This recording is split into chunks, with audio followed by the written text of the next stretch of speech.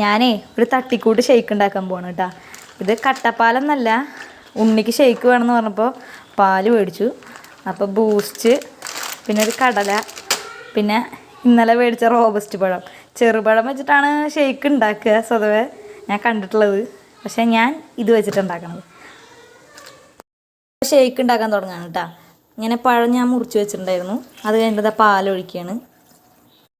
അതിലേക്കില്ലേ ഒരു packet boost പൊട്ടിച്ചിടുകയാണ് കേട്ടോ. കുറച്ച് കടല ഇടുകയാണ് കേട്ടോ. ലേശം പഞ്ചസാര കേട്ടോ.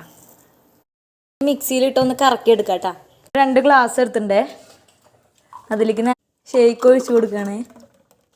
ഇനി ഇതിലേക്ക് കുറച്ച് കടല ഇടുക. കടല ഇട്ടു. ഒരു കുഞ്ഞിക്കൈ വന്നിട്ട് ഇടയിൽ കൂടെ.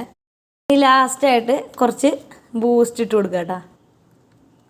അപ്പോൾ നമ്മുടെ ഷെയ്ക്ക് റെഡിയായി. കുടിച്ചോ, എങ്ങനെയുണ്ട്?